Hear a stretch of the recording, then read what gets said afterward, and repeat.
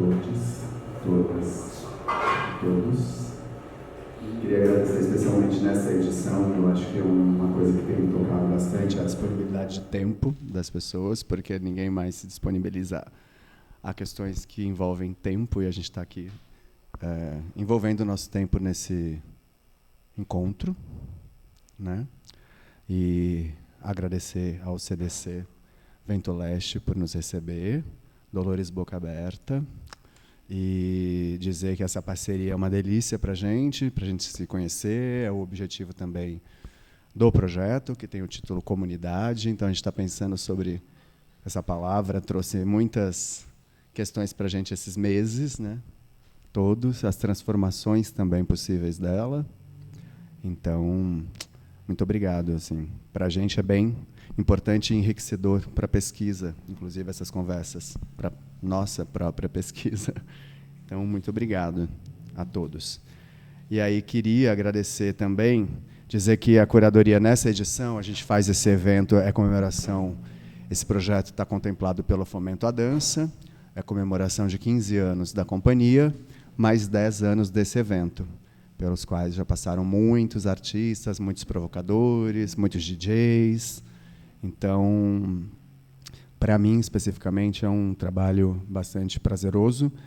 E dizer que, nessa edição, a curadoria está bastante dividida entre a companhia, eu, Zé, o Rafa, e os próprios espaços que estão nos recebendo. Então, isso é bem massa para a gente também, de poder ampliar os conhecimentos assim, pessoais, né? Então, vou apresentar os artistas de hoje.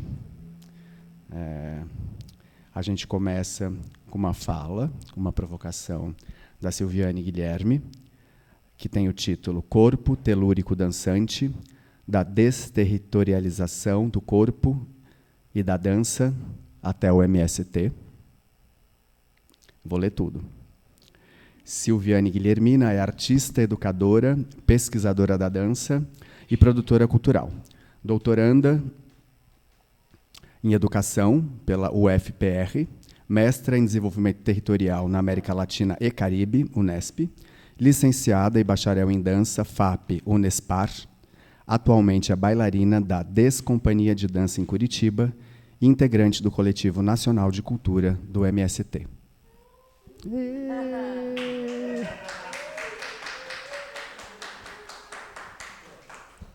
Na sequência, não sei se é essa a ordem especificamente das apresentações, mas nós teremos a E² CIA de Teatro e Dança, a E² CIA de Teatro e Dança, dirigida por Eliana de Santana, é um núcleo atuante na cidade de São Paulo desde 1996. Atua principalmente na área da dança contemporânea, criando espetáculos cujo tema e poética estão ligados a questões do sujeito anônimo e se utiliza de ferramentas como células móveis de composição no processo de confecção das obras.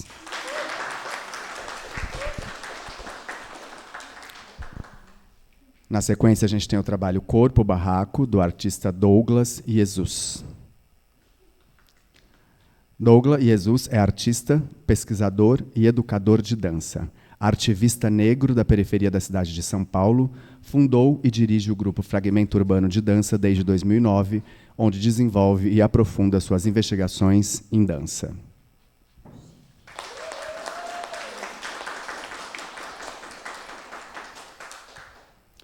E, para a gente periguetear no final, a gente tem o DJ Gil BF, DJ, pesquisador e editor do portal de hip-hop Bocada Forte.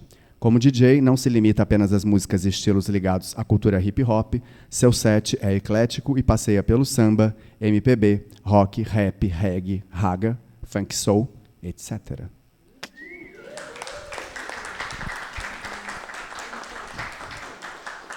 Vocês querem apresentar o espaço um pouquinho? Eu acho que talvez fosse legal falar um pouco sobre ele, né? Ou não?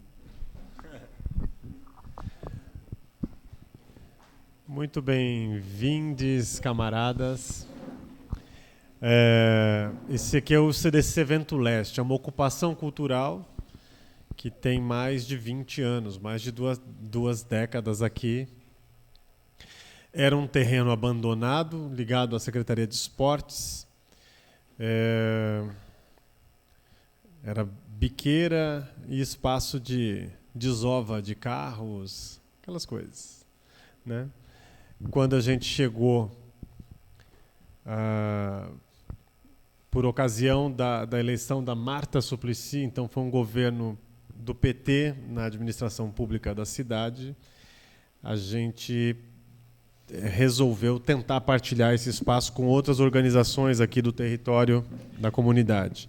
E então a gente entrou junto com o Vento Leste, que era uma organização comunitária artística do final da década de 70 aqui da região.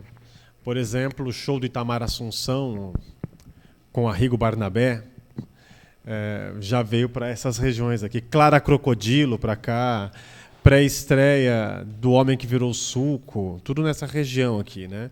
Então, o Vento Leste era uma formação cultural muito parecida e contemporânea ao MPA de São Miguel Paulista, né, da onde saiu também uma turma muito boa, né? Edivaldo Santana, o Celso Frateschi, que era do MPA, uma turma boa nossa aí, da Zona Leste de São Paulo. Nós, do Coletivo Dolores, que é um grupo de teatro que tem 24 anos de história, nós somos como se fosse uma última dentição do Vento Leste, né?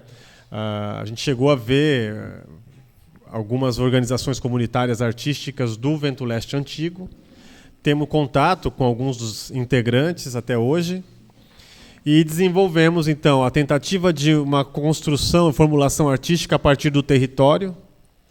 Fazemos um teatro marginal, periférico, fazendo uma leitura do espaço-território e os nossos modos de organização e como isso se reflete na estética do que produzimos, né? Então, a questão da organização e processo, desenvolvendo, então, uma forma conteúdo, no nosso caso, teatral. Fizemos peças, já lotamos esse terreno de gente, com 500 pessoas numa apresentação, por exemplo, da Saga do Menino Diamante, uma ópera periférica, conquistamos o Prêmio Shell com isso e muitas coisas que a gente vai fazendo.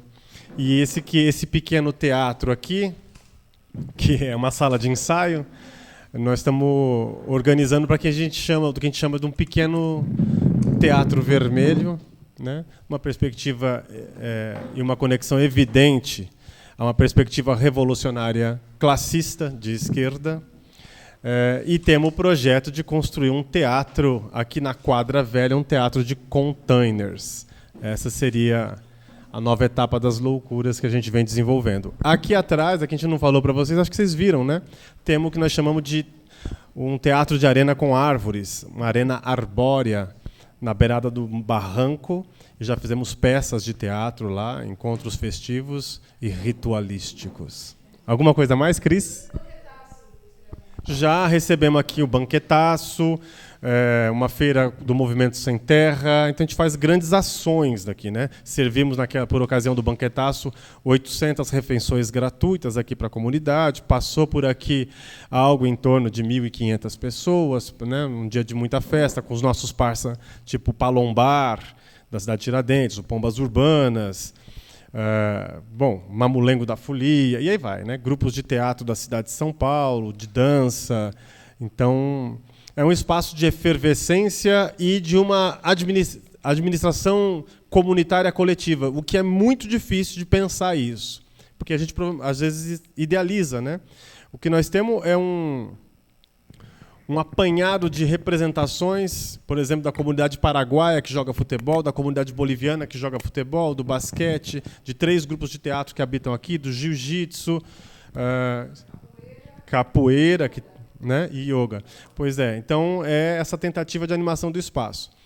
E cada um desses grupamentos tem também o pessoal do meio ambiente, como é o nome? Gestão ambiental.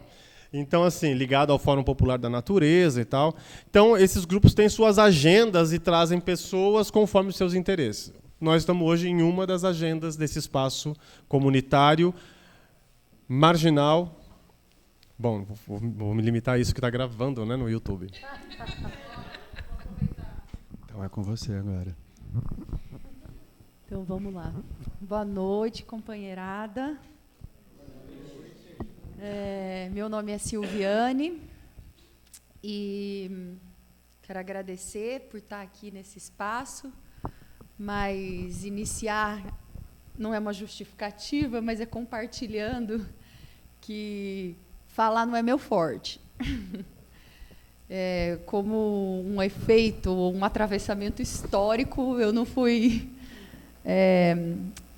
nutrida, alimentada com a segurança, a autoconfiança da fala. Então, vocês vão me ajudando. Sejam generosas e generosos comigo nesse processo, porque é bastante desafiador para mim. Acho que por conta disso que eu escolhi a dança como linguagem para eu me comunicar no mundo. Que falar de outro jeito me parecia mais viável e fácil do que assim, ainda mais segurando o microfone. Fina. Chique, não sei. Então, sem me alongar muito mais, vou para o que interessa aqui, né? Que é compartilhar com vocês um pouco da experiência como artista, como militante, como educadora, como pesquisadora da dança, mas num contexto muito específico, que é o do campo brasileiro, dentro de um campo ainda mais específico, que são os territórios de reforma agrária do MST, porque território de reforma agrária existem vários e não são especificamente só do movimento, né? Então, é um recorte do recorte do recorte do recorte. E também não tive condições de estudar, analisar, fazer uma leitura nacional, né, desse processo do corpo e da dança dentro dos territórios de reforma agrária do MST. Aí acabei tendo que restringir mais para o estado do Paraná, um pouco mais para a região sul, mas como a gente tem um processo de, vamos dizer, de colonização ou de ocupação, né, do estado do Paraná muito semelhante com o de São Paulo, do interior de São Paulo, interior de Minas, sudeste, assim, de um modo geral, acho que algumas coisas a gente vai poder encontrar alguma semelhança, se esbarrar e falar, opa, isso aqui procede, eu acho que é assim ou não. E, principalmente, que isso aqui não é um trabalho que está findado, né? Ao contrário, são algumas primeiras reflexões ou análises, leituras, e que estão dando os primeiros passos para a gente poder compreender isso de forma mais aprofundada, qualificada, e talvez seja tarefa aí para uma vida toda. Então, é isso, não vim falar a verdade, inclusive já tem coisas que eu acho que estão superadas, acho que não era bem por aí, mas ainda assim é compartilhar com vocês e ver, alguém tem uma outra pista, alguém já ouviu um trem diferente, me ajuda para a gente ir construindo isso, né? Elaborando, sistematizando, registrando, que às vezes pode ajudar, né? Para quem vem pela frente aí para dar continuidade nesses processos e nessas lutas, primordialmente. Então, antes de entrar especificamente nos assuntos aí, nos processos de desterritorialização do corpo e da dança no MST, eu vou só me situar um pouquinho dentro desse contexto que é o MST, né? Eu não sou camponesa, eu e minhas irmãs, nós somos em 3, eu sou caçula, somos a primeira geração da nossa família que nasceu na cidade. Eu sou de Maringá, Pé Vermelho, mas os meus pais, os meus avós, os bisavós, todos foram camponeses, né? A gente veio para a cidade, o pai e a mãe, né, eles vieram para a cidade, nós nascemos lá em Maringá, já por conta de um processo que talvez para alguns de vocês possa ser conhecido, né, que é a Revolução Verde, o projeto de industrialização da agricultura no campo, que aconteceu ali na década de 60, 70, e que trouxe um novo projeto de campo para o nosso país, e isso acabou ocasionando a dispersão, né, o êxodo de várias famílias do campo para as cidades, constituindo as periferias dos grandes centros, mas, inclusive, cidades inteiras, como foi o caso de Maringá. Se a gente olha, Maringá está fazendo 60 anos, 70 anos, aí você vai botar no mapa da questão agrária, várias outras cidades que estão surgindo nesse mesmo período estão sendo constituídas por quais pessoas? Os camponeses e as camponesas que ficaram sem terra, sem o direito de continuar produzindo e reproduzindo suas vidas no campo. Então, no meu caso, não foi diferente, né? A gente nasce na cidade, mas convive ainda com os fragmentos daquela cultura camponesa de modo muito intenso. Eu me dei conta, só depois que eu já estava dentro do movimento, o quanto meu pai era camponês.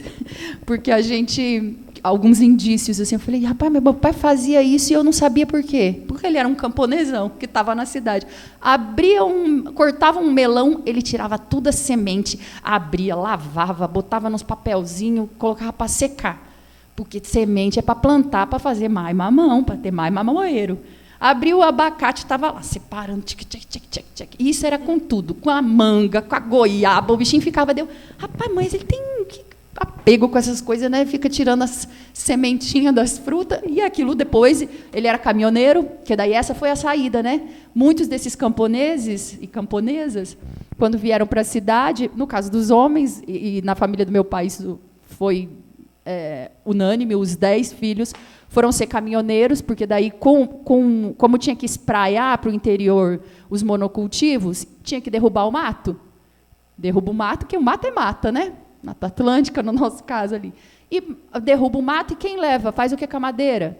Bora botar tudo o menino para dirigir caminhão, puxar a madeira e levar para os grandes centros. Meu pai trouxe madeira aqui sem fim para São Paulo, que com certeza não está na casa de vocês, essas madeiras finas, chiques, deve estar nas casas que a gente não acessa aí, as peroba, os mognos, os pau-brasil, os tchans, puxava as madeiras, ia lá para o Mato Grosso, ou ia para o interiorzão do Paraná, puxava essa madeira e trazia para os grandes centros. Quando não, isso atravessava aí do oceano e ia para a Europa, e, enfim, ficou tudo lindo lá na casa deles, nos espaços deles. E nós aqui, como é a primeira placa lá, Lu? Os cabelos crespos da terra. Cortam para alisar. Insistem em alisar. Nossa, roupia. Porque é exatamente isso que aconteceu e que segue acontecendo, né? Então, eu estou contextualizando para falar, mas não. Enfim, o pai puxou madeira e foi nesse trajeto todo, até que, com essa vida muito precária mesmo, né, de puxador de madeira, ele faleceu, mas de acidente de caminhão, inclusive. Mas estou enfatizando essa parte da história, porque ele morreu com 53 anos, dizendo, ano a ano, que ele um dia voltava para a Terra. E um dia eu volto para a Terra, um dia eu volto para a Terra. Cada coisinha que ele fazia era para um dia ele poder voltar para a Terra. Morreu sem voltar para a dita da Terra, né? Provavelmente, se estivesse vivo agora, continuaria na cidade, porque não é fácil. A gente está vendo que a luta por terra no Brasil consegue na sua máxima em disputa, né? E em conflitos, com vários assassinatos, e, enfim. Então, acho que por conta desse processo, com a minha mãe também não era diferente, né?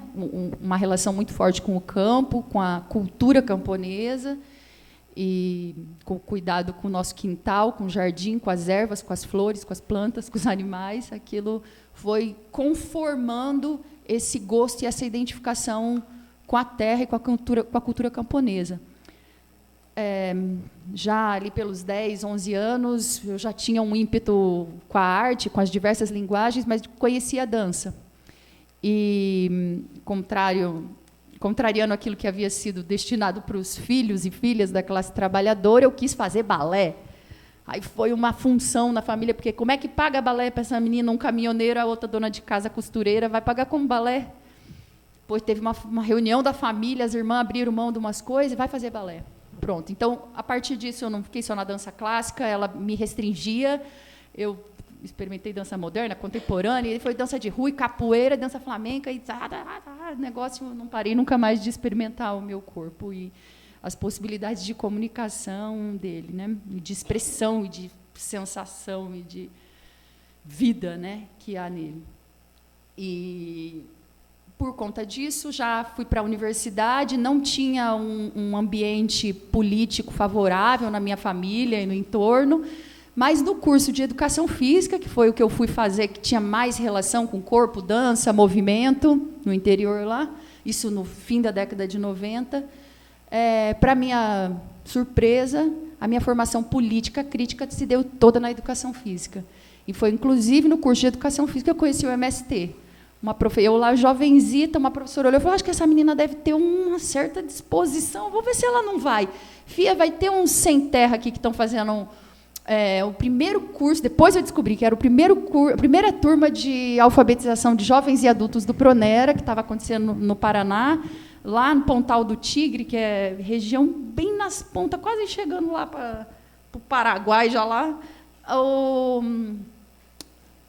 O pessoal via vir para a universidade, que a universidade sediava, fazia essa relação com o Pronera, e eles queriam uma atividade formativa, mais lúdica também, e daí me chamaram para dar aula de dança, e eu fiquei completamente mobilizada, mexida e envolvida com aqueles senhores e senhoras chegando de caminhão e de ônibus, com os seus chapéus e cantando, foi meu boizinho que chegou de caminhão.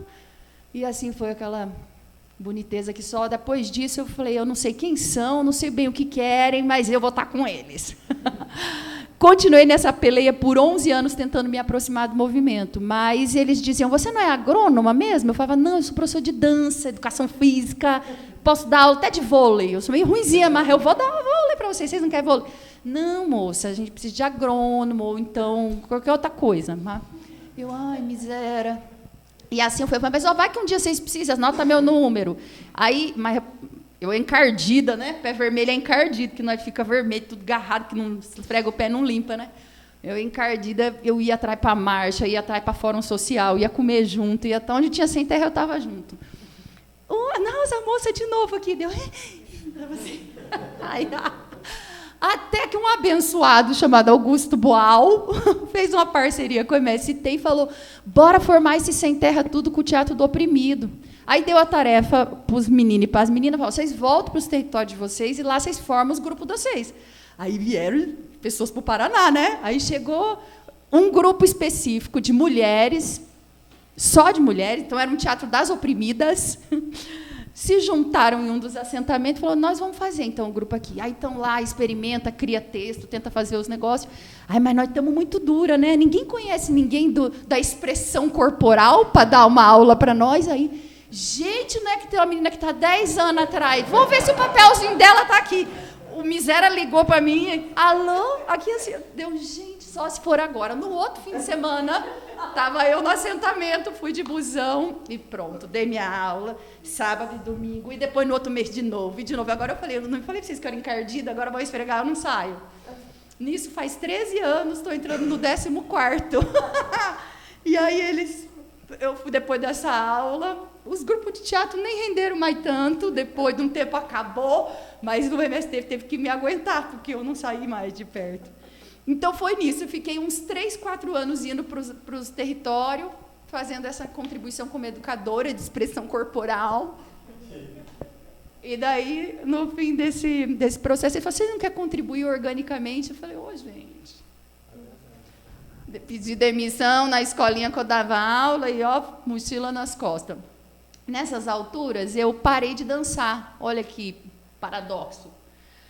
Porque, embora o movimento fosse um movimento, até no nome, ele tem alguns lastros de imobilização assim, muito fortes.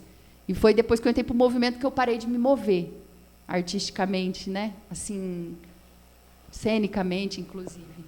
E foi a partir dessa experiência que eu falava, mas por que eu não danço mais? Ou por que não tem esse espaço dentro do movimento?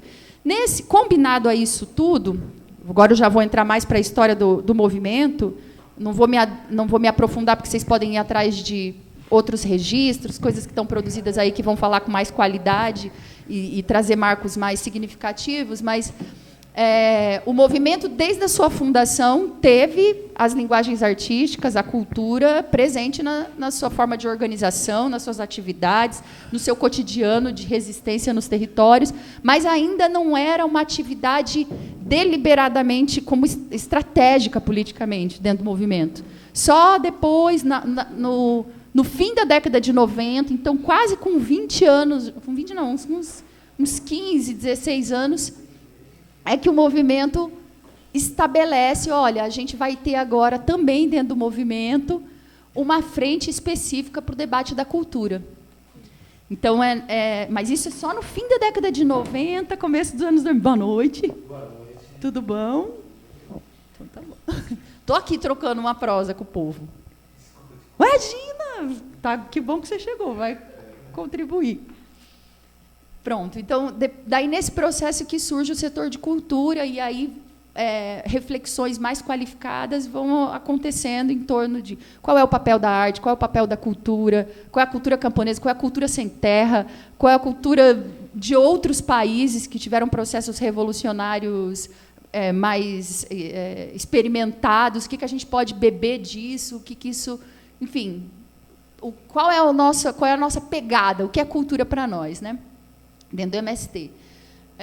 Diante desse processo todo, alguns coletivos que, dentro da organicidade, a gente chamou de brigadas ou então de frentes, foram constituídas. Eu até trouxe aqui, para não me equivocar com o tempo, a primeira brigada, a Organização por Linguagem Artística dentro do movimento, então, a Brigada Nacional de Teatro, que chamou Patativa do Assaré, foi constituída em 2001. Veja, logo depois dessa... não, vamos ter um setor de cultura? Bora, vamos. Aí, logo depois... organiza-se esse coletivo voltado para o teatro. E daí, a partir disso, que vem o Augusto Boal, alguns 2, 3 anos depois, ali, e começa a fazer esse trabalho espraiado do Teatro do Oprimido com a nossa companheirada. Logo depois disso, em 2007, a Brigada Nacional de Audiovisual, Eduardo Coutinho, fazendo os registros de luta, de mobilização, e usando isso, inclusive, também como agitação e propaganda. Hoje em dia já tem uma pegada, às vezes, que beira um pouco mais uma relação mais, como é que eu vou dizer, com o cinema, ou mais artística, né, e menos de registro e cobertura, vamos dizer assim, mas está aí, muito importante nessa nossa história. A Brigada Nacional de Artes Visuais, Cândido Portinari, em 2014, está vendo? É um passado muito recente ainda. Em 2015, a Frente de Literatura Palavras Rebeldes, e, por fim, em 2019, embora acho que fosse a linguagem mais antiga dentro do movimento, a Frente de Música João do Vale. Então, não é que a música... Todas essas linguagens, não é que elas não existiam dentro do movimento, elas existiam, elas só não estavam organizadas, né? Com essas pessoas que realizavam, com esses artistas militantes artistas e tal. Mas nesses marcos que as coisas vão se amadurecendo e vão sendo implementadas. Alguém notou alguma coisa aqui nessas brigadas? Foi a pergunta que eu fiz. Eu falei, e o que é que tem linguagem de tudo contemplado, todo mundo politizado, todo mundo fazendo evento, encontro, e vai, e põe, e chama nome, artista, e... Os nomes, chamou tudo sabido para dar nome aqui para os negócios. João do Vale, falei, né? João do Vale da de música. E nós da dança? O que não tem dança? Não tem corpo no MST? A camponesada não tem corpo, não se move, ou isso não é interessante? Qual é o lugar do corpo? Qual é o lugar dessas práticas corporais? Nem estava falando especificamente só da dança, né? E o lugar também da dança dentro do MST. E foi um pouco provocada por isso que daí a gente foi vasculhar um pouco, aí arrumei mais uns doidos para me acompanhar nesse processo, mais umas doidas. E a gente foi, e a pergunta era essa, assim, basicamente, a dança está ausente dentro do MST, ela tem presença, mas é espontânea, acontece quando dá, quando rola, ou ela tem intencionalidade estratégica? E, em síntese, que ela tinha presença espontânea, né? Já estou entregando lá, mas então, tá bom, se tem presença espontânea, ficava restrita, assim, às noites culturais, eu não sei se vocês conhecem muito a dinâmica e o cotidiano do MST, né, da nossa luta, mas a gente tem as místicas, tem as jornadas socialistas, as noites culturais, que são momentos em que fica mais nítido a contribuição, essa permeabilidade das linguagens artísticas naquelas atividades de luta, ou de formação, ou de preparação, de organização, né, que o movimento faz, ou de sociabilização. E aí a dança ficava sempre restrita a esses momentos, assim, vez ou outra aparecia numa mística, numa jornada socialista, mas também como a mística e a jornada socialista era mais séria, daí não bota corpo, né, porque vai depor contra. Melhor deixar para a noite cultural, que daí você toma um goró, daí pode... Aí pode o corpo, pode, daí à noite, depois que passou tudo que era sério, porque você debateu política, estudou... a Revolução de 1917, ficou tudo sabido lá durante o dia. Aí, à noite, vem a bagaceira, daí podia corpo. Entende? Falava, mas eu ficava invocada, e ninguém pensa sobre isso. Por que a gente está se movendo assim? Ou porque a gente só se move nessa hora? A gente está reproduzindo ou está fazendo isso com consciência? Enfim, essa prosa nunca aconteceu, né, de forma organizada, sistematizada, e segue sem enrolar. O Edgar, que é um companheiro histórico nosso, um dos fundadores do MST, vem provocando da gente fazer um seminário da dança no MST. Mas ainda está sem força. Ele fala e fica ecoando, assim, a dança no MST. Quem que pode contribuir? Daí, o negócio não... Ninguém pega, não cria corpo. Olha aqui. Aí, né... Enfim, aí eu fui impelida por essas questões que eu fui tentar encontrar algumas respostas, e que é isso que eu vim compartilhar. Sim, professora, já acabou-se a hora, e você... Agora que vai entrar no tema, miséria. Sim. Muito obrigado, acabou a bateria da câmera. Eu posso dançar com esse negócio doido. Então, vamos. Então, eu acabei... tentando sintetizar aqui em 3 marcadores, se é que eu posso chamar assim, ou 3 processos que encontrei umas pistas aí que podem justificar um pouco dessa ausência das práticas e dos debates da dança dentro do MST, né? E eu reforço, não é dentro do MST a nível nacional, porque também eu estava achando que eu ia falar do MST do Brasil, aí até que eu fui para o Ceará. Festival Estadual de Cultura das Escolas das Áreas de Reforma Agrária. Aí eu falei, deixa eu ver a lista das apresentações do festival. Aí, quadrilha não sei o que lá, chachado, quadrilha 93. Aí, tipo, 1 milhão de quadrilhas, 1 milhão de chachados, e cocos, e bois, e não sei... Falei, acho que eu não vou poder falar do Brasil, porque estou achando que aquele contexto está marcado por outras referências. E aí, então, por isso que eu estou dizendo para vocês, é inconcluso esse processo, ele está restrito a um recorte geográfico aqui, sul-sudeste, né?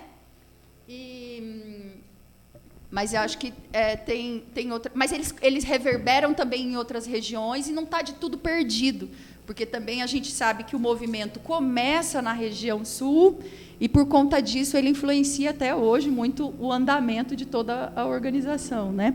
Não só isso, né? Mas tem esse marco forte. Até aqui está tudo certo, professor? É o fiscal. Meu fiscal.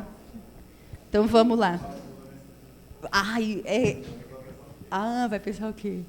É que o Lu também é do setor de cultura do MST, também como é do triato, como diz minha comadre Gracinha, do triato.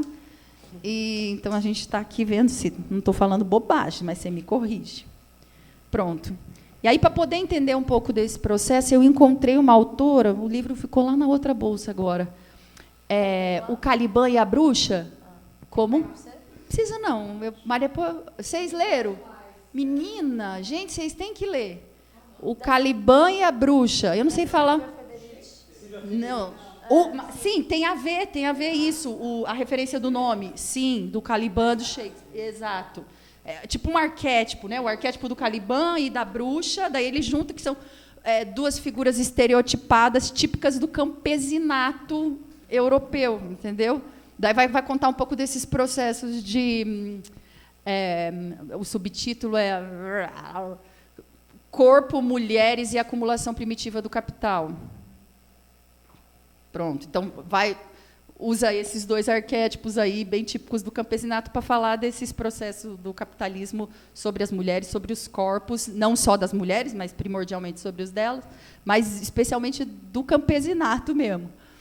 E num recorte também temporal muito particular, assim, que é a transição do feudalismo para o capitalismo. É aí que ela vai encontrar aquela virada ali e fala, rapaz, antes as terras eram comunais, o povo seguia os ciclos de... Também tinham seus problemas do feudalismo, não vamos aqui... deixa tudo maravilhoso. Mas, nesse quesito corpo, natureza, sociabilidades, relações, trabalho, havia uma certa conjuntura ali mais favorável para que danças, para que os corpos fossem mais livres, né? E essa relação com a natureza se realizasse de forma mais orgânica. E aí, só que nesse processo de transição do feudalismo para o capitalismo precisou fazer o quê? Basicamente, precisamos de gente para trabalhar. Precisamos, então, adestrar e dominar a força de trabalho, a mão de obra que ia. E aí pega aquela camponesada que está lá no meio da tarde e fala, ai, quer saber? Vou dormir. Dorme. 2 horas da tarde, se esparrama e dorme na relva. Rapaz, mas hoje é terça-feira, o senhor não devia estar trabalhando, não? Não, estou na relva. Ou então era quarta, meio-dia, deu vontade de namorar. Vai namorar. Não, não pode namorar. Meio-dia é hora de comer, porque 1 hora você tem que voltar a trabalhar. Então, tinha uma certa fluidez, né, com os ciclos corporais ou com os impulsos corporais que não cabiam para a lógica do capital que estava se estabelecendo, né, para essa lógica mercadológica ou da industrialização, né, da revolução industrial que estava se acercando ali, se chegando. Então, precisou controlar esses corpos. E o que a Silvia Federici traz para nós são essas 2 palavras-chave. Precisou disciplinar e adestrar os corpos dos camponeses e das camponesas para enquadrar eles como força de trabalho para esse novo projeto de sociedade. Quem tratou de fazer isso foi o Estado e a Igreja. E aí, para isso, usaram várias analogias, desde criar leis em que se proibia a reunião de pessoas, que eles chamavam de sabá, que eram atividades que eram promíscuas, que eram atividades sexuais coletivas. E, na verdade, a galera estava indo plantar ou colher e fazia uma festa, dançava em roda com fogo. E não, nossa, sabá, estão cultuando o demônio, e isso tudo depõe contra a nova sociedade que nós estamos engendrando. E aí essa necessidade de disciplinar e adestrar os corpos veio com tudo que vocês podem imaginar.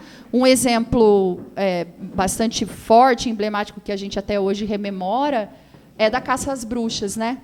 Porque elas tinham um vínculo muito forte com a natureza, e, para além de prepará-las como força de trabalho, houve uma crise de diminuição da população mesmo, e não exatamente da fome, e precisava produzir força de trabalho. Quem é que produz força de trabalho? Quem é que produz mão de obra? A mulher, que pare. Certo? Então, nós precisamos o quê? Controlar a sexualidade delas, o sexo, né? A prática sexual delas, controlar seus corpos e controlar o domínio que elas tinham sobre todo esse processo, né? Desde as técnicas alquímicas com as ervas, para ter uma gestação boa, ou então as técnicas abortivas, quando aquilo não era de interesse, ou não era o momento, enfim. Então, houve uma necessidade de controlar esses corpos, e aí as técnicas foram as mais perversas e atrozes que a gente tem marcado aí na nossa história, né? Afogamentos, apedrejamentos, queimadas em praça pública, e a Igreja e o Estado foram, então, grandes os feitores desse processo. Então, era isso. Precisava-se criar um novo corpo para o trabalho, um corpo adestrado para a lógica do tempo, precisava controlar o tempo dos corpos. Muita gente se rebelou contra isso, claro, muitos foram mortos, mas, ainda assim, a gente percebe hoje como deu certo o projeto, né? Afinal de contas, nós estamos diariamente condicionados, adestrados, disciplinados para essa lógica do trabalho, né? E a ruptura, a Silvia Federici fala, essa grande ruptura entre corpo e natureza, né, de dizer o corpo não é mais natureza, agora o corpo é uma máquina, foi muito emblemático, porque ela fala que a primeira máquina da Revolução Industrial não foi a máquina a vapor nem o relógio, mas o corpo-máquina. Então, esse é a pegada primordial, assim, vamos pegar naquilo que é o mais natural da condição humana e controlar todos esses impulsos e conexões que há com os outros seres e estados de vida, né, no nosso mundo, né, no nosso planeta. E, para isso, precisava de corpos dóceis, mas que também fossem úteis para esse trabalho. E havia uma metodologia também, que eu acho que pensadores bastante que permeiam, né, nosso ideário até hoje, como Descartes. Quem já ouviu falar, né, do pensamento cartesiano que fragmentou corpo e mente? Isso também foi uma tática e uma estratégia dentro desse processo de dicotomizar, né? Pensamento é uma coisa, corpo é outra. E quem manda sobre o corpo é o pensamento. É a supremacia da mente sobre o corpo. Portanto, do pensamento sobre o movimento. E que não se refletia, não ficava só no indivíduo, no sujeito, naquele corpo, naquela pessoa, mas se reproduziu isso numa perspectiva coletiva, social, dividindo, então, quem era o corpo da sociedade e quem era a mente dessa sociedade. Então, quem que tinha as ideias, quem que controlava, quem que comandava e quem executava, quem realizava as atividades subordinadas ali a esses mandos, né? Então, isso foi se replicando também nessa perspectiva das classes sociais, né? Então, a mente era dos senhores, né? E o corpo era dos escravizados e das escravizadas. Era o corpo social e a mente social. Entendem isso? E, claro, assim como no corpo, a mente tinha controle sobre os corpos, socialmente, os senhores tinham controle sobre os escravizados, né? Estou tentando correr aqui, porque senão não vai dar tempo. Já adiantei, né, um pouco essa particularidade em relação às mulheres, que, além de controlar e preparar para a força de trabalho, elas foram dizimadas, violentadas e violadas na sua dimensão primeira mesmo, né? Naquilo que as constituía como ser humano mesmo. E o controle da reprodução reverberou no que a gente começou a falar nessa noite aqui de hoje, né? Que foi cerceando, silenciando, imobilizando, sufocando, exaurindo e matando a gente, né?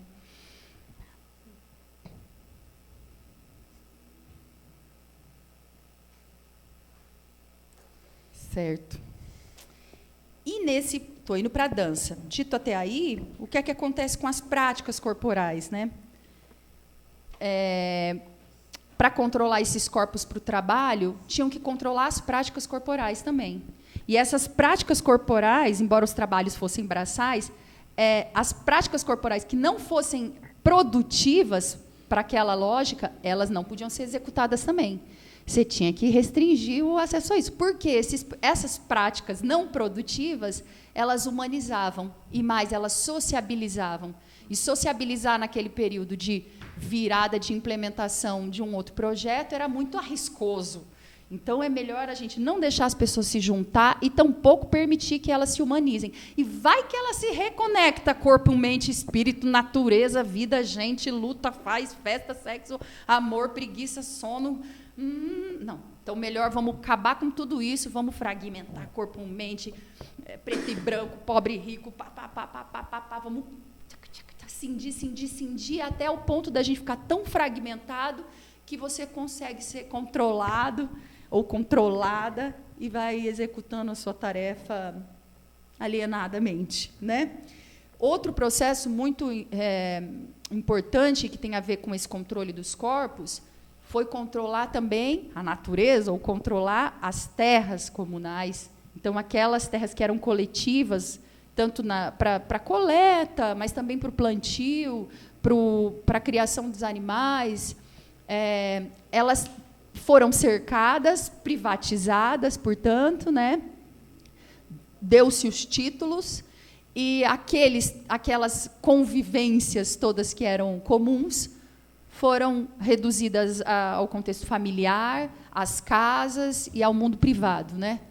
Então, eu estou aqui falando, claro, isso são séculos, né? Mas que diariamente foram engendrando essa realidade que chega para nós aqui agora. E, dentro dessas práticas corporais, várias delas estavam ligadas com festas de plantio e de colheita, e que envolviam música e dança primordialmente. E, na tentativa de não permitir que elas fossem realizadas, elas foram criminalizadas legalmente, mas também a igreja fez um desserviço, né, um serviço muito bem feito lá, de dizer que isso eram práticas demoníacas, e elas foram proibidas. Então, imagina depois, eu estou falando disso lá, você fala, mas o que estamos falando da Europa ainda? Calma, nós vamos chegar nas colônias, inclusive no Brasil e no campo brasileiro, e vamos ver o reflexo desse processo aqui para nós, né? Como é que chega esse povo todo, inclusive esses camponeses e camponesas subalternizados que vieram para o Brasil, ou para essas colônias na América, por exemplo, o que eles trazem desse legado, né, de privações, ou dessas práticas corporais. Haviam práticas de resistência? Evidentemente que existiam e continuam existindo, mas muitas delas foram extintas e outras foram e são até hoje, como a gente sabe, né? Nós estávamos falando sobre isso. Cadê a dança da periferia? O que é que está acontecendo? Está invisibilizado ou não existe? Ou ninguém está deixando ver? Ou estão tentando impedir que ela aconteça e que ela se reproduza, né?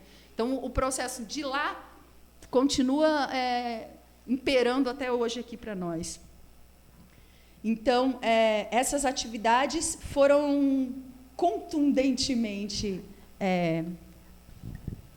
assoladas, e o reflexo disso contribuiu para essas práticas, para a escassez dessas práticas camponesas dançantes aqui nos nossos territórios, né? Tem um outro episódio importante, que as práticas corporais estavam proibidas para a força de trabalho, para essa mão de obra que estava a serviço da implementação da Revolução Industrial, ou desse novo projeto capitalista, mas as práticas corporais foram absorvidas, ou expropriadas, ou apropriadas pelos nobres. Essa história da dança clássica eu acho muito violenta. O caminho entre um castelo e outro, haviam povoados, vilarejos de camponeses e camponesas. E esses mestres de dança passavam entre um vilarejo e outro, só que eles tinham que pernoitar, as distâncias eram longas, e aí eles ficavam lá só com seus caderninhos, notando. Maçando uva, pisa 1, pisa 2, pula 3, 10, 4. 1, 2, 3, 10, 4. Batata, bate pé, bate pé, bate pé. E puxa, sai, puxa, sai, puxa, sai. E pega a foice, e joga para lá, e pega a flor, e faz isso, e faz aquilo. Agora corta, agora coisa, agora imita. E eles iam notando todas aquelas movimentações e chegavam no castelo e falavam assim, nossa, tive uma ideia brilhante, a dança vai começar assim. Pisa 1, pisa 2, faz 3 e 4. Só que eu estou com uma peruca desse tamanho, tenho uma nágua assim, o negócio está preso aqui, tem uma fivela dourada no meu sapato. Faz pequenininho, boba. 1, 2, 3 e 4. Aí olha para lá. Mostra a fivela do seu sapato. Então, assim, aquelas danças que eram camponesas foram... E eles podiam dançar? Podiam, porque eles sabiam que era importante aquelas práticas para pensar melhor, para ficar pensando melhor. Então, para coordenar melhor as coisas, né? Então, para eles estava bonito, estava sendo permitido, estava feito, os mestres rodavam, anotando tudo que a camponesada fazia e depois levava para lá. Aí é nesse período que surge a dança cênica, que até então a dança era na vida, no cotidiano, acontece em qualquer lugar, em qualquer hora, porque é próprio, inerente à condição humana, se mover, dançar, fazer, virar, rolar, trepar, saltar, articular. E ali, naquele momento, não, agora virou cênico, agora tem vira para lá, vira para cá, dança para cima, para baixo, faz assim, faz desenhos e repete, faz em conjunto. E aí, mas veja que foi a partir de uma expropriação, de um acúmulo histórico, né, da classe trabalhadora do campo. E daí depois fala para nós que não é nosso isso, né? Depois foi curioso, vou dar um salto histórico. Quando eu fui naquela primeira aula no assentamento, eles falaram assim: mas é aula do que você vai dar? Você não vai dar aula de balé para nós, não, porque essas coisas de balé não é nosso. Aí eu, mal sabe vocês. Né? Mas você vê, foi tão forte, inculcado, assim, que aquela dança... E, de certo, a dança do jeito que estava não interessava mesmo, né? Eu não ia levar aquilo mesmo. Ele nem era isso. Mas é só assim, foi um processo tão forte de dizer, isso não é de vocês, isso não é de vocês, isso não é de vocês, não é direito, não é... Nananana, que pronto, não é mesmo. Mas então tá bom, qual é a nossa dança? Né? Pronto. Então, esse foi um marco forte. Assim, claro que quem puder acessar depois as coisas escritas e bonita que a Sílvia fez, e outras tantas autoras e autores, pensadores, vão contribuir melhor, né, com essa formulação dos 6. Mas aqui ficam algumas pistas para nós. Agora, já no Brasil, vou dar um salto aqui, depois do processo já da colonização, né? Porque o foco, lembrem-se aqui comigo, né, é porque Cargas d'Água no movimento, que é um movimento de 40 anos, que também teve um processo muito violento de retirar essas pessoas das suas histórias, dos seus territórios, das suas terras. E, quando você tira do território, você não tira só daquele espaço físico, mas você tira da cultura e das práticas, dos modos de vida que aquele povo realizava naqueles territórios, né? Então, é um pouco diferente a leitura dessas práticas corporais do MST para a leitura, por exemplo, das práticas corporais dos povos originários e indígenas e também dos povos e comunidades tradicionais, como os remanescentes quilombolas ou os quilombolas, né, que permaneceram, ainda que em disputa, nesses territórios, levando as suas culturas e os seus modos para os lugares ou para os espaços para onde iam, né? Com todos os seus desafios, com todas as suas perdas, com tudo que nada disso está sendo ignorado, mas é uma particularidade mesmo do sem terra, que tem uma história muito curta. E em 40 anos, o que se estabelece de uma cultura arraigada, enraizada mesmo? É isso que o movimento está tentando fazer, né? Qual é a cultura sem terra? Qual é a nossa música? Qual é o nosso jeito de produzir alimento? Qual é o nosso corpo? Qual é a nossa forma de organização das comunidades, nos territórios? Como é que a gente faz luta? Como é que a gente prepara o alimento coletivamente? Como é que faz marcha? Como é que se mobiliza, né? Então, isso faz parte dessa nossa cultura, mas ela ainda está em construção, né? E vieram pessoas de vários territórios, de vários contextos distintos. O MST é uma fusão de indígena com um movimento negro, com um movimento camponês, de pobres, de europeus. Então, assim, caboclos e caboclas, junta aquilo tudo, cada um com a sua história, com a sua diversidade. Eu morei alguns anos no assentamento Contestado, que fica na Lapa, a uns 70 quilômetros ali de Curitiba, e aquilo era muito complexo, porque a gente tinha o assentamento Contestado tinha sido uma das maiores fazendas de senhor de escravizados e escravizadas. Tiveram 11 senzalas ali. Então, mas não teve escravidão na região sul, não teve no Paraná, tampouco perto de Curitiba. Imagina, estava tudo enfincado em cada pedra que compõe aquele centro histórico de Curitiba, e no entorno dessas cidades históricas, toda a tecnologia, os saberes estavam da agricultura, do manejo com ferro, estava tudo posto naqueles territórios. Mas juntam-se esses remanescentes quilombolas, que muitos ficaram ali no entorno, que viraram sem terra depois. Sabe, porque a pessoa vai acumulando. Meu avô, tataravô, era escravizado, daí ficou livre, mas daí ficou sem nada, ficou meio solto por lá. Aí vira remanescente quilombola, porque aquela terra também nem está reconhecida como território quilombola. Aí chega um movimento, ocupa aquele terreno. Não, é sem terra, porque na raiz da questão a luta, né, era praticamente a mesma. Estamos querendo um lugar para viver, para morar, para produzir alimento, para se sentir humano, digno. Então, e também haviam pessoas de um povo, como é que a gente chama, do sudoeste do estado, que é muito particular, aquilo dos faxinalenses, assim, é uma outra perspectiva em relação com o modo de vida no campo. A gente tinha uns descendentes de italiano, então e muitos que também vivenciaram os desdobramentos da Guerra do Contestado. Então, juntava aquela diversidade. Como você cria uma identidade, né, para esse povo? Isso que esse assentamento não tinha 40 anos, fez agora 24. 24 é nada. Quem que tem 24 anos aqui? Jovem, né?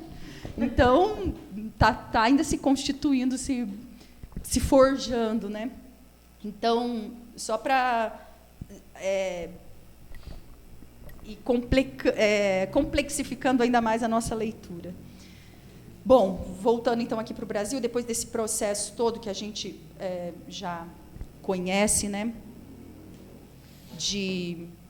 primeiro a violência sobre os povos que estavam aqui, os indígenas, depois a diáspora africana, né, com todo esse episódio atroz da nossa história que se perpetua até hoje, né, com a violência com os homens e as mulheres negras que foram escravizados. E depois disso, a própria Constituição, com esses imigrantes que vêm, que tem um monte de problema nisso tudo também, né, que vem embranquecer o nosso país, mas vem também constituir outro processo ou outro projeto de trabalho no campo. Havia também uma virada entre o fim do Império e a proclamação da República. Nessa virada, a relação do corpo e das práticas corporais, e, portanto, da dança, também teve uma virada. Se até então as práticas corporais eram dos escravizados ou das escravizadas, e dos senhores era aquele corpo flácido que só ficava lá mandando e tal, na República houve uma inversão disso. Os republicanos, querendo esse novo, um novo projeto pátrio, depois foi chamar de, Estado Novo, não foi isso? Com o Estado Novo, daí já vinha com outra coisa. Não, quem comanda tem que ser vigoroso, tem que ser forte. Olha, como é que o Bolsonaro falava? Olha minha flexão, meu corpo é viril, forte, porque eu tenho um corpo forte, eu que vou comandar esse país, essa pátria, esse novo projeto de nação e tal. E os subalternizados, né, que eram todos aqueles indígenas, negros, pobres e tal, poderiam fazer atividades físicas ou práticas corporais? Poderiam, mas elas tinham que ser controladas. Aquelas práticas que não fossem produtivas, de novo, elas eram cerceadas e proibidas. Então, a gente teve a lei da capoeiragem, né, da vadiagem. Não pode. Está batendo pernada à toa, tem que ir preso. E não era um pequeno delito, não, era uma a ação de fazer a capoeira era um delito muito, muito grave, isso, gravíssimo. Assim como as mulheres, né, não podiam dançar lundu, por exemplo, porque aquilo era promíscuo, porque aquilo era lascivo, depunha contra o projeto de nação. E não pode ficar socializando, juntando pessoas, se movendo sem a finalidade do trabalho, não dá, não pode. Então, para isso, houve um projeto então, acerca do corpo, que daí é aí que nós entra, né? Surgiu aqueles cursos, quem que pegou uma rabiola desse negócio aqui? Chamava assim, olha, educação moral, educação física e educação cívica. Tinha o projeto. Então, na escola, só que quem ia para a escola, Brasil amado? Então, os menininhos, tudo bonitinho lá na escola, os filhos dos que iam comandar o país, estavam tudo lá com moral física, Educação física, moral e cívica, porque eles eram aqueles que iam cuidar e tratar da nossa nação, da pátria, desse novo projeto de sociedade. E aí, então, para vocês verem, quem acompanhava... Está acabando meu tempo? Está acabando mesmo, falta só uma pagininha aqui, ó. Foi nisso, ele perguntou se eu tive, eu falei, com certeza, moral cívica. Se eu tive. Ai, ó, então... É um passado muito recente, nós estamos aqui, nós somos fruto desse processo. Quem estava responsável pela educação física, que tinha um projeto higienista e eugenista muito claro, era como falava, o Ministério de Guerras. Que estão cuidando do corpo? O povo da guerra, os militares. Então, assim, um processo de militarização do corpo, com ginástica calistênica, aqueles negócios de polichinelo que a gente vê até hoje em algumas aulas de educação física, flexão, todo mundo alinhado. Era esse projeto de corpo para um corpo que fosse vigoroso para comandar a pátria. E o subalternizado, né? Ou esse povo pobre, preto, periférico, camponês, o que é que sobrava para eles? O camponês, coitado, estava ali ainda se batendo para sobreviver nas suas terras. Mas já havia um controle desses corpos, um projeto também de controle e de contenção social pelos corpos. Foi nesse período que surgiram associações, sabe associações tipo Banco do Brasil, que depois vem clubes de sindicatos, clubes, associações de funcionários da empresa Vlas, da Petrobras, vão surgindo esses... Que eles usavam no discurso que aquilo era para manter a pessoa, o corpo são e a mente sã, para ficar pensando melhor de novo. Vamos deixar todo mundo... E trabalhou tanto o dia todo, né, bichinho? Vamos deixar lá, olha lá que gostoso. Faz uma ginástica laboral, você relaxar e amanhã produzir mais ainda. Aí você fica forte, bonita, alegre. E enquanto você está lá fazendo esse negócio, você não se organiza, você não se mobiliza, você não problematiza, você não conspira. E aí, quem eram os professores e as professoras dessas práticas, né? Por que eu enfatizo essa dimensão da militarização? Porque o movimento dos trabalhadores rurais sem terra, inclusive na sua organicidade, usa muito a nomenclatura que é bem militarizada. Vejam só, Brigada Nacional de Teatro. Quem usa Brigada, Brasil? Onde a gente tem essa estrutura de brigadas, não é? Como é que é tenente? A gente agora até fala, nunca falou essas coisas, tipo, mas a gente fala dirigente, né? Tem uma estrutura, em alguma medida, militarizada, que também é um legado de vários outros processos revolucionários que também se organizaram à base do Exército Vermelho, ou então na Revolução Cubana, né? Nós temos um processo de luta armada que também conformou, no campo das ideias, mas também no campo da nossa ação política, né, enquanto movimento, essa referência. Então, isso tudo... E o que deixa? Por isso que a gente sempre fala, nossos capa, né, os nossos comandantes, os dirigentes históricos do MST, são duros, enrijecidos. Não é? Estou falando bobagem?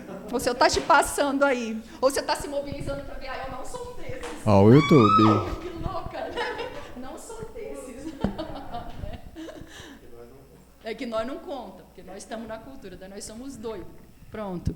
E então, assim, é um marco muito forte. Fora isso, nós tivemos também, na raiz do MST, as comunidades eclesiais de base, que nada mais são do que organizações religiosas, ainda que bebiam, ou até hoje bebam, né, na teologia da libertação, ainda estava lastreada na igreja.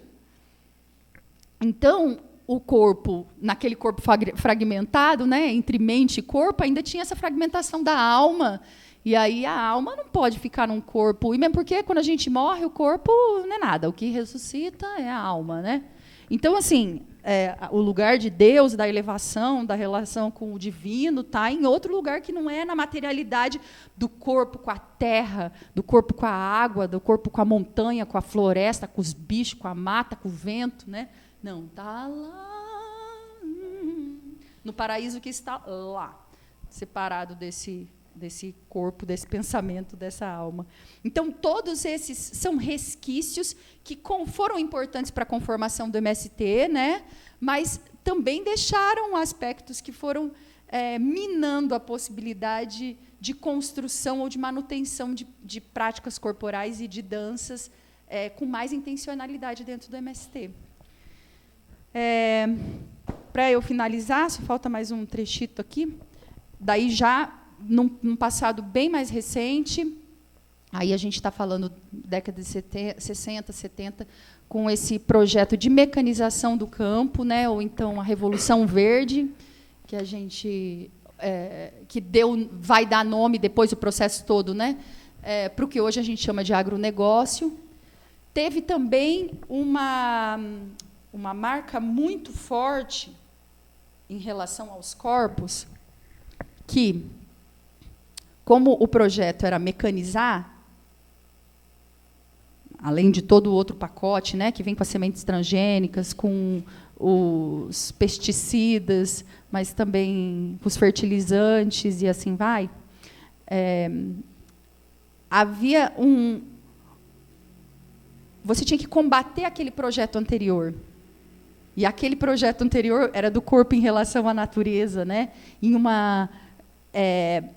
numa relação orgânica com os ciclos e com os processos, também em atividades coletivas, né, em trabalho vicinal, os mutirões, os puxirões, né, essas empreitadas que a gente ouve falar de um campo brasileiro aí, que faziam as festas de plantio ou de colheita e depois terminava com uma reza e uma festa de São Gonçalo, que não tinha distinção entre o milho que colheu daquela terra com o bolo que preparou, com a festa que dançou e com o divino que está aqui celebrando. Era essa unidade, essa fusão.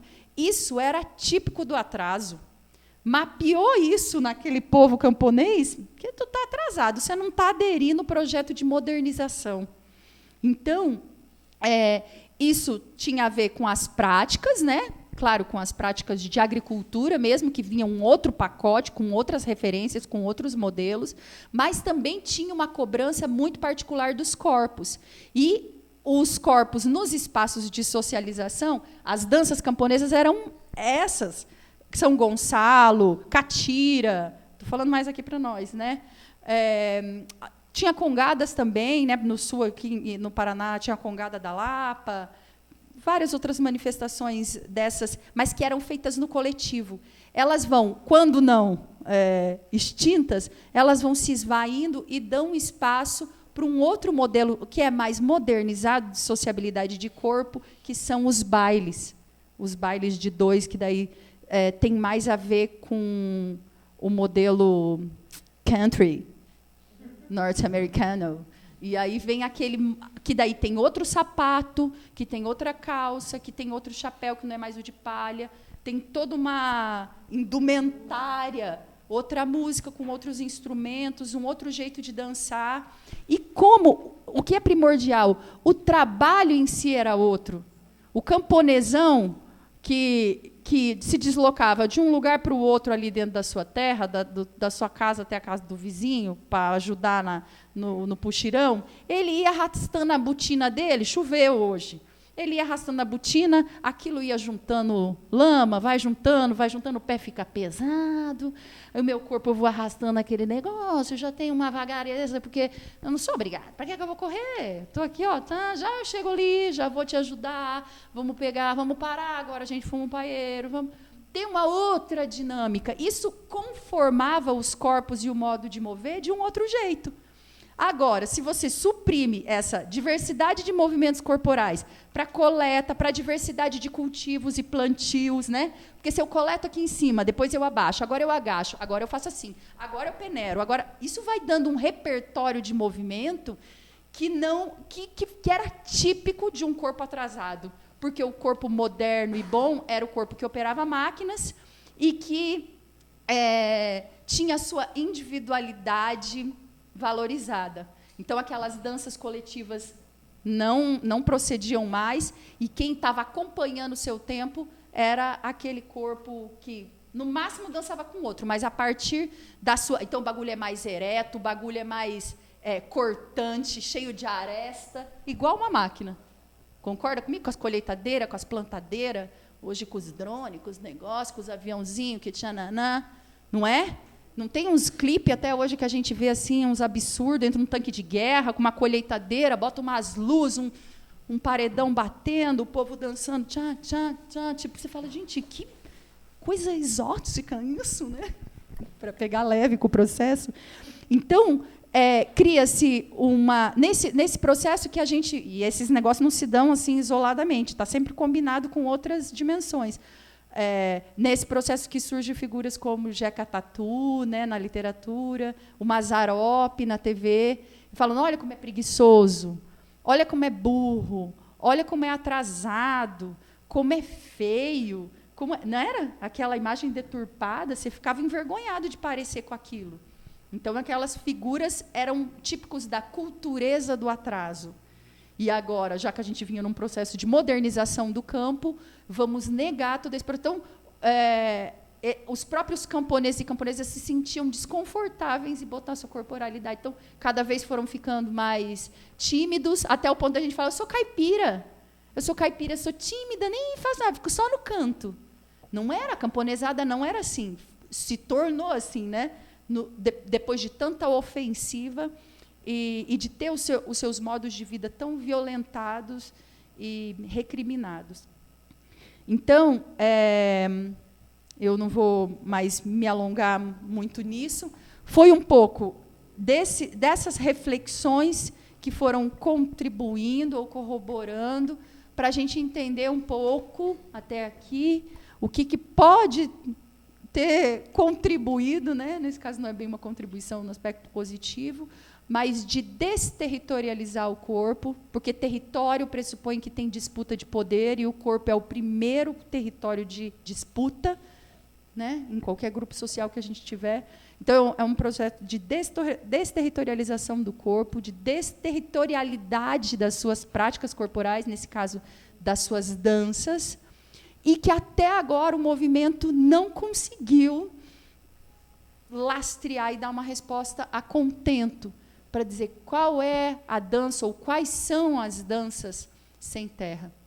O que nessa nossa possibilidade histórica de 40 anos, a gente tem de acúmulo, de acervo de movimento, de história corporificada, de ancestralidade, com essa diversidade que eu já mencionei, né? Somos indígenas, somos negros e negras, e brancos, e caboclos e caboclas, e pescadores artesanais, de diversos biomas. Então, cada bioma imprime um tipo de relação do corpo com a natureza que vai ser muito particular, o tipo de trabalho de agricultura agroecológica, se é agroflorestal, se é horta, se é quintal produtivo, vai ser outro também em cada espaço, os tipos de conflito que cada um desses grupos tem nos biomas. Aqui o conflito do sem terra é mais com a mineração, aqui é com a energia eólica, aqui é com a especulação imobiliária, aqui é com o agronegócio. Tudo isso vai criando uma massa de fatores e dimensões que vão complexificando. E o corpo? E daí está o corpo cindido, nós não temos mais educação. Aí, quando vem a escola, corta a educação física da escola, daí corta a dança e a arte da escola, corta aquilo, priva. Você não tem direito a isso, não tem direito. Você vê, nós voltamos, faz umas 2, 3 semanas, Lu e eu e outra companheirada, aí nós fomos para a Conferência Nacional de Cultura, né, que teve domingo em Brasília. E, pela primeira vez, aparece nos papéis lá. Agora, para direito à arte, à cultura, espaços, equipamentos culturais, para os povos do campo, das águas e florestas, então, e também para os assentados de reforma agrária. Então, em 2024, nós estamos conseguindo botar lá, pelo menos para saber que nós existimos e que estamos querendo fazer isso. Porque, e daí eu vou para o fim da minha fala mesmo, para que você está estudando isso, fera? Meu irmão, todo mundo come aqui, né? Vamos combinar? Definitivamente, quem produz comida nesse país não é o agronegócio, embora ele fique botando lá na TV para nós toda hora no horário nobre, na TV aberta. Quem produz comida nesse país são todos esses povos, indígenas, negros e negras, caboclos e caboclas, pescadores, ribeirinho, extrativista, povo de canto do Pampa, não sei na onde, Junta esse povo todo, é isso que está produzindo para nós. Produzindo galinha, porco, peixe, palmito, cacau, mandioca, fubá, milho. É esse povo que está produzindo o que a gente come. Só que, para a gente poder continuar comendo, e não é assim, nós estamos cuidando da nossa vida, não. E também, para ter alguma esperança enquanto humanidade, nesses tempos de emergência climática, a gente precisa manter esses povos nos territórios, no campo, numa relação equilibrada com a natureza, permitindo que os tempos, tanto de recuperação da natureza, quanto dos nossos próprios corpos, seja respeitado e reestabelecido. Não dá para reproduzir a lógica, ou seguir reproduzindo o tempo e a lógica do capital nos corpos e nos territórios. Nós vamos morrer ali na frente, fera. E é isso. Para a gente poder sobreviver enquanto humanidade e para continuar garantindo comida, natureza, dança, teatro, música, festa, reza, banho de rio, pé na lama, nós precisamos manter esse povo lá. E para manter o povo nos seus territórios, eles precisam ter tudo que é direito humano e direito da natureza garantido lá. Queremos dança, sim, na beira do rio, lá nos fundão. Queremos teatro lá na área de reforma agrária. Queremos unidade básica de saúde. Queremos escola, da educação infantil até o ensino superior lá nos nossos territórios. Queremos tudo que nós temos direito nos territórios. Que eu não tenha que ir embora do campo para acessar a comida, o trabalho, o lazer, o conhecimento, nada. Está tudo lá. Meus saberes com a natureza, os saberes que também queremos saber. O que a escola formulou e acumulou? Queremos saber também. Nossa, é importante vários saberes. Queremos todos os saberes, todos os conhecimentos, tudo que esse povo faz de bom, de bonito, que volta a nós a ser humano e volta a nós a ser natureza, que é o que a gente é em primeira instância, esse corpo natureza, esse corpo território, esse corpo dança, esse corpo arte. Então, para isso tudo, mas vai falando dos trem, parece que não tem a ver, mas tem a ver. E a gente ter esses povos cindidos, fragmentados, violentados, cortados, é muito importante para esse projeto que está posto aí, para o nosso não. Então, eu agradeço. Desculpa se eu falei um monte de bobeira.